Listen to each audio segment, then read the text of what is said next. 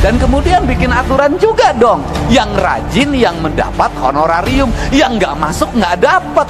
Bener, ini akan terjadi kinerja. Tapi kalau model pendekatannya keuangannya begini, sampai kapanpun kinerja tidak akan pernah optimal. Dan kita harus bicara apa adanya dan terbuka. Kenapa?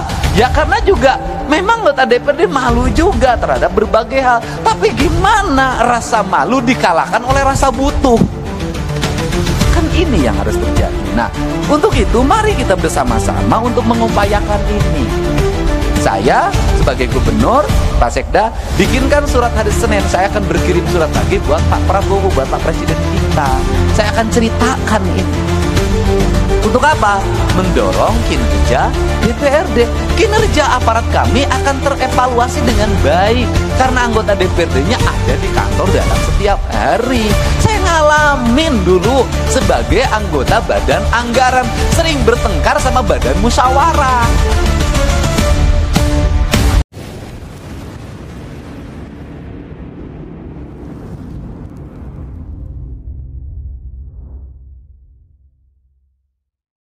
Assalamualaikum warahmatullahi wabarakatuh.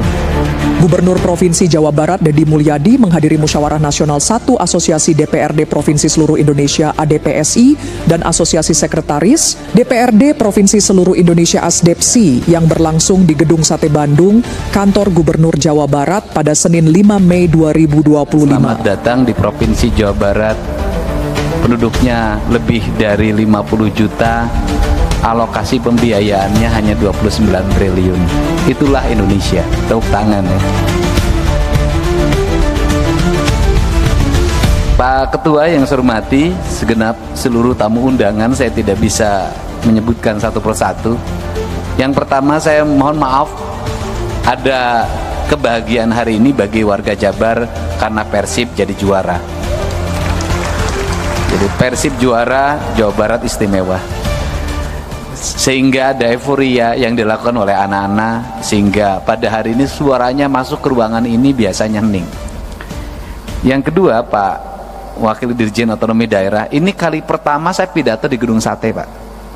Karena sudah hampir 3 bulan saya belum pernah ngantor ke kantor ini.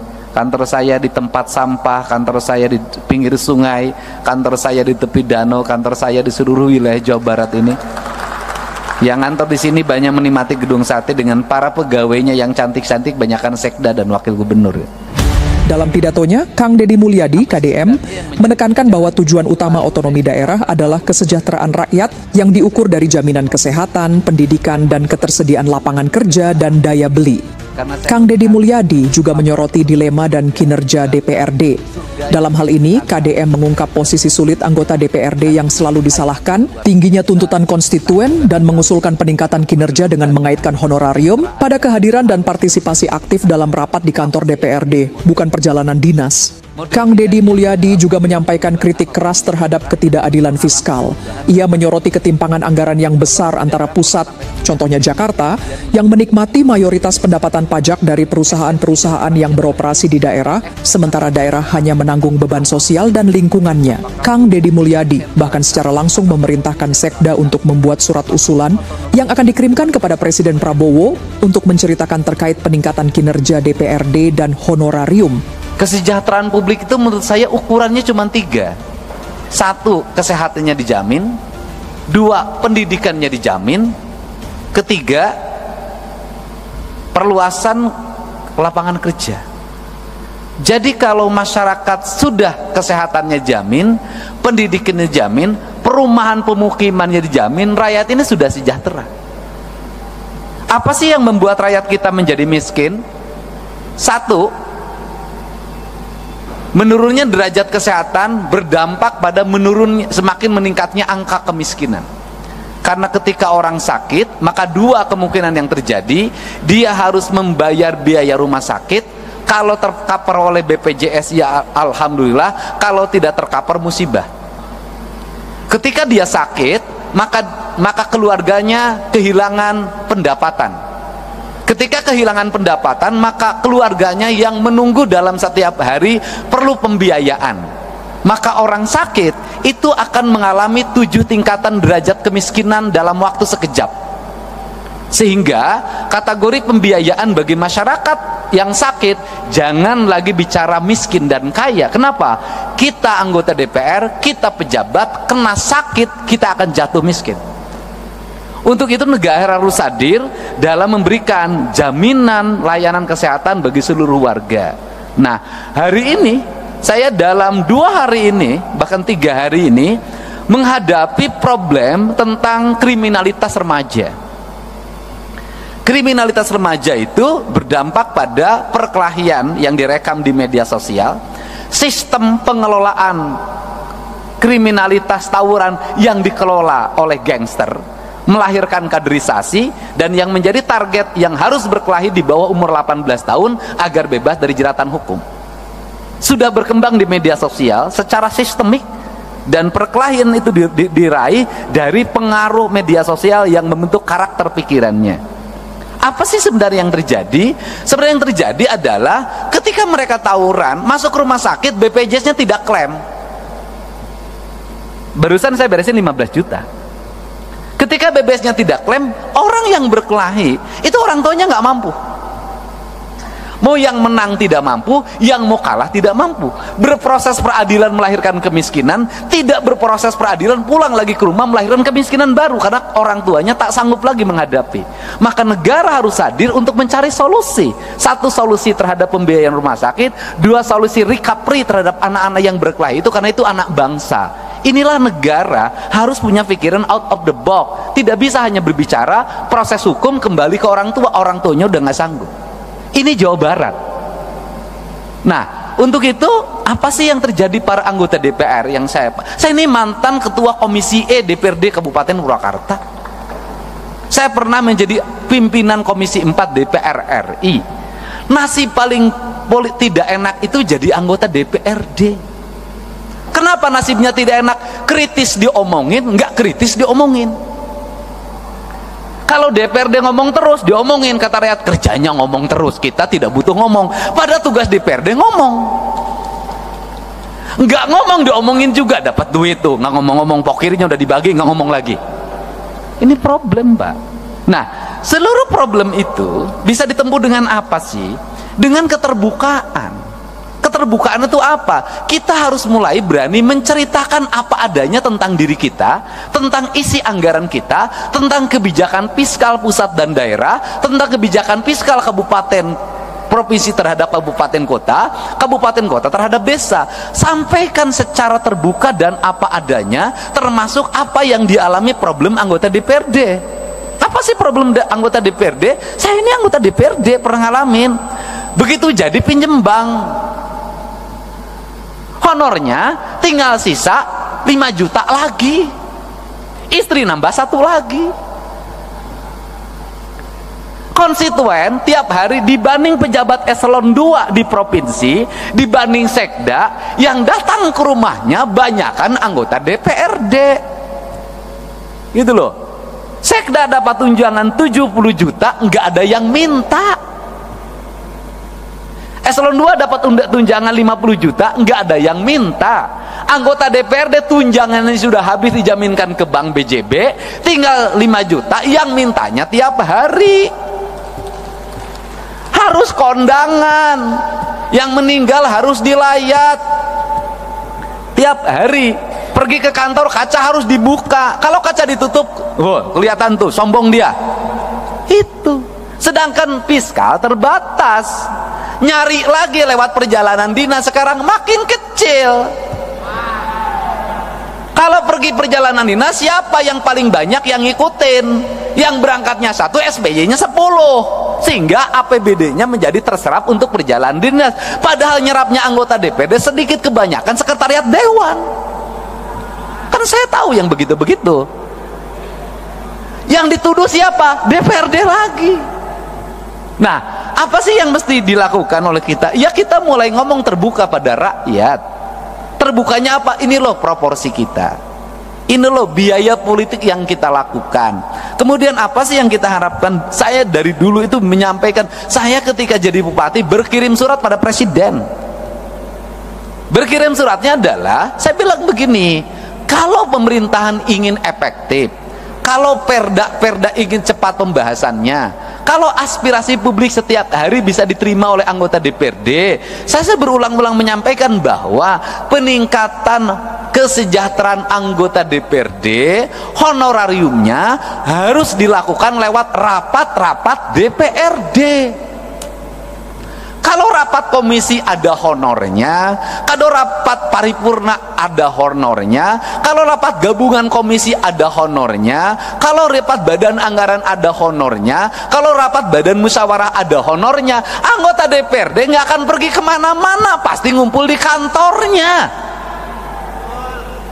Seluruh kegiatan OPD, organisasi perangkat daerah, akan cepat, dan anggota DPRD akan kritis. Kenapa? Dia akan kontrol alokasi anggaran pemerintah, dia akan kontrol pekerjaan, dia akan baca buku anggaran, dia akan baca realisasi anggaran dengan detail. Kenapa? Dengan membaca itu honorariumnya ada.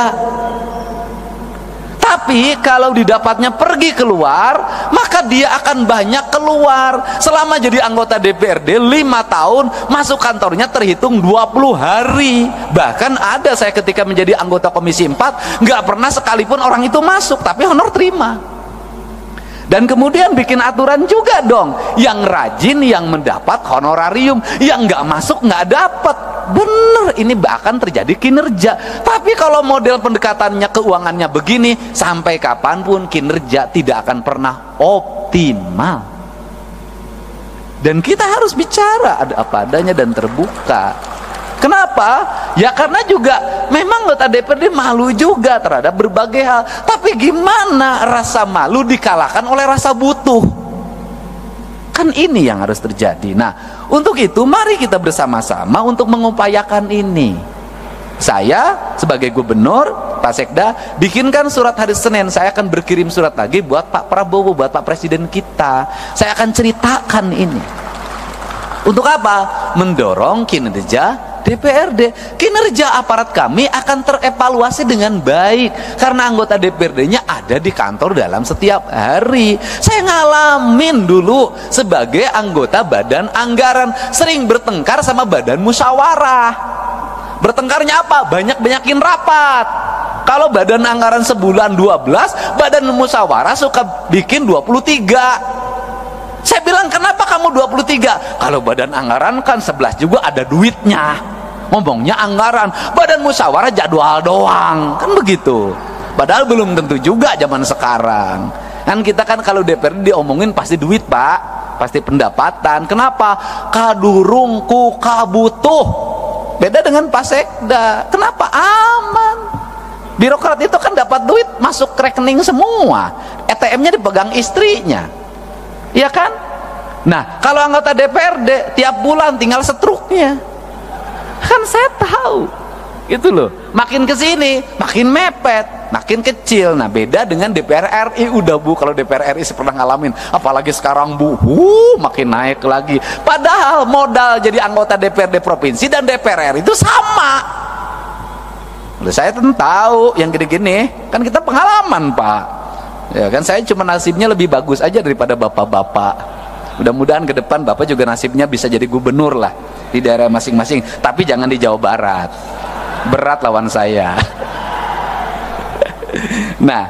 Nah ini. Nah, untuk itu maka kita ingin harapan kita ke depan adalah ingin membangun keadilan fiskal. Keadilan fiskal itu gimana sih? Saya kemarin ketemu sama Gubernur Kalimantan Timur. Ini makan pemikiran, kan kita boleh dong punya pemikiran. Saya bilang, Gubernur Kaltim, penduduknya berapa? 4 juta. Berarti kalau 4 juta, saya rata-rata satu rumahnya 4, saya bilang. Berarti rumahnya kan cuma 1 juta. Iya. Loh, kalau penduduk Kaltim 1 juta, rumahnya cuma 1 juta, kan sebenarnya bagi Kaltim ngasih 5 juta per rumah bisa. Karena 1 juta kali 5 juta, 5 triliun, Pak. Artinya masyarakat Kaltim untuk sejahtera itu sangat bisa. Beda dengan Jabar. Untuk Papua lebih bisa lagi. Untuk daerah yang memiliki pendapatan daerahnya tinggi dan hasil alamnya besar, sebenarnya sangat ini mungkin terjadi. Nah, apa sih yang terjadi hari ini adalah pola pengelolaan keuangan yang tersentral. Nah, problemnya di mana? Ini saya ngomong Jakarta. Jakarta ini Pak, penduduknya di bawah 10 juta, APBD-nya 90 triliun. Kalau di Jakarta itu dari 10 juta ada 2 juta kepala keluarga, itu orang Jakarta bisa digaji per kepala keluarga 10 juta. Kenapa? Karena 10 juta dikali 2 juta hanya 20 triliun. Kalau saya gubernurnya bagi. Beda kalau Jabar 50 juta. Nah, untuk itu apa sih yang mesti kita lakukan hari ini? Mari kita bersama-sama melakukan telaah terhadap ini semua untuk kepentingan bangsa. Agar apa? Agar ke depan bangsa kita terus mengalami peningkatan sumber daya manusia. Artinya bahwa sumber daya pendidikannya meningkat, sumber daya ekonominya meningkat, kesejahteraan meningkat. Maka saya selalu berfokus pada keadilan fiskal. Keadilan fiskal saya selalu berfokus pada ketika jadi pemimpin, itu saya selalu punya angan-angan dan punya harapan. Bagaimana punya angan harapan itu adalah pembangunan harus diselesaikan dalam waktu cepat. Setelah itu berarah pada investasi. Nggak bisa pembangunan gini-gini terus. Yang tahun ini menjadi proyek tahun ini, yang tahun ini menjadi proyek tahun ini, yang tahun ini menjadi proyek tahun ini. 5 tahun proyek birokrasi itu juga, negara nggak akan maju sampai kapanpun. Tetapi yang harus dilakukan adalah apa yang kita selesaikan dalam waktu 1 tahun, apa yang waktu 2 tahun, apa yang waktu 3 tahun, apa yang waktu 4 tahun, apa yang waktu 5 tahun. Ini semuanya tidak boleh berulang. Pekerjaan kemarin harus tidak boleh dikerjakan hari ini lagi. Kenapa? Pembangunnya ke depan. Tujuannya untuk apa? Agar fiskal ini, fiskal yang tahun kemarin itu tidak digunakan untuk tahun ini, dan negara sudah mulai berpikir untuk membangun kemandirian. Saya itu sudah punya rumusan, mudah-mudahan ini bisa dilakukan di Jawa Barat, adalah misalnya begini, desa itu berapa sih penduduknya di desa itu, di desa itu ada potensi apa, anggaran pembangunan desa itu harus segera dibikin skala prioritas, ditambah plus kabupaten, ditambah subsidi dari pemerintah provinsi, ditambah pusat fokusnya di desa. Kalau di desa itu ada 7 RW, dibagi saja sebenarnya, RW ini bagian desa, RW ini bagian kabupaten, RW ini bagian provinsi, RW ini bagian pusat. Jadi membangun desa paripurna itu bisa selesai dalam waktu 2 tahun.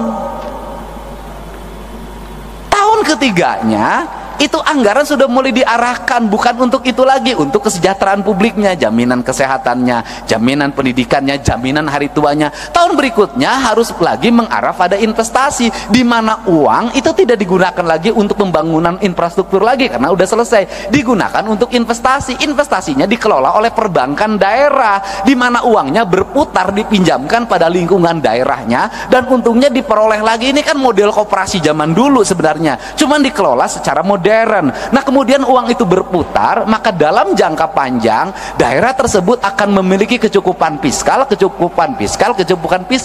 Kemudian pembangunannya selesai. Terjadi pada negara mana? Pada Tiongkok. Tiongkok itu pembangunannya dilakukan secara terstruktur, terencana, dilakukan oleh negara dengan waktu cepat, kemudian negara memiliki kecukupan fiskal, kemudian Tiongkok berkembang investasinya. Setelah berkembang investasinya, kebutuhan pembangunan di daerahnya dianggap sudah cukup, kemudian mereka punya fiskal yang cukup, mereka harus bergeser ke tempat lain untuk menggeser sumber daya manusianya, sumber daya ekonominya diputarkan di negara lain, rakyatnya ikut kerja. Tetapi setelah proyeknya berjalan, mereka balik lagi dapat duit lagi 2-3 keuntungan. Dia pakai bahan baku dia punya dia pakai sumber daya punya dia, dan punya fiskal punya dia. Rakyatnya kerja, barangnya dijual, setelah itu dia dapat keuntungan lagi, balik lagi ke negaranya. Kita mulai berpikir desa-desa dan kabupaten ke situ. Dan ini harus kembali bahan diskusi. Kenapa? Karena kita punya tugas. Kita ini hari ini adalah pahlawan untuk anak cucu kita ke depan. Tinggal pertanyaannya adalah, apakah anak cucu kita ke depan akan menganggap kita pahlawan atau pengkhianat? 45 dianggap pahlawan, mungkin 66 masih dianggap pahlawan, 71 mungkin dianggap pahlawan. Pertanyaannya lah, kalau mimpi tentang keadilan tidak segera terwujud di tengah-tengah masyarakat, maka dimungkinkan 30 tahun ke depan Agustusan nggak bikin lagi doa buat kita. Kenapa? Mereka tidak punya catatan reputasi kita dalam membangun keadilan di negeri ini. Nah, inilah kerangka pikir dan kerangka pijak yang harus dibangun oleh kita secara bersama-sama, tanpa kita membicarakan berasal dari partai mana. Karena kita sama-sama berkomitmen membangun negara ini dengan baik, membangun keadilan sosial secara paripurna. Dan keadilan sosial hanya bisa diwujudkan dengan pendekatan fiskal. Nah, yang terakhir, Jakarta ini duitnya banyak, benar.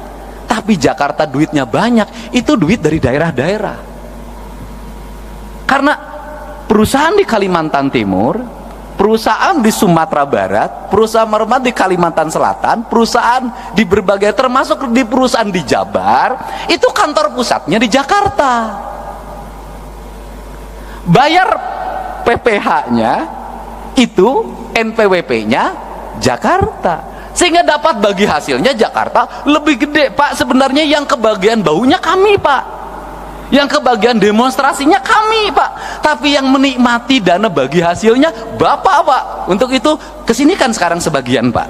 Ya, teman-teman, itu loh. Itu yang di Jawa Barat, yang di tempat lain juga sama. Ini yang harus kita bicarakan bersama, Pak.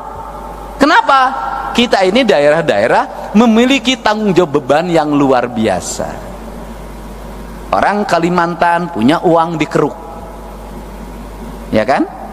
Kemudian orang Jawa Barat punya uang bagaimana? Ada debu, ada asap, ada limbah, ada jumlah manusia yang banyak dari mana-mana ke sini, ada konflik ketenaga kerjaan, ada demonstrasi ketenaga kerjaan, ada problem sosial di mana orang yang di sekitarnya asalnya punya sawah hilang sawahnya, asalnya punya kebun hilang kebunnya, kehilangan mata pencahariannya, tergeser dia oleh persaingan orang, mereka menjadi kelompok miskin baru. Nah, kemudian infrastrukturnya buruk, sanitasi lingkungannya buruk, pendidikannya, sekolah-sekolahnya buruk. Ini yang menjadi PR kita untuk diperbaiki. Nah, kemudian Jakarta dapat duit gampang banget, Pak. Hotel berbintang, tidak usah nagih kayak pajak galian C, Pak. Dikejar-kejar, dibohongin sebagian, gitu loh, Pak. Ada, kemudian ada debunya, ada ancaman longsornya. Jakarta mah kagak, Pak.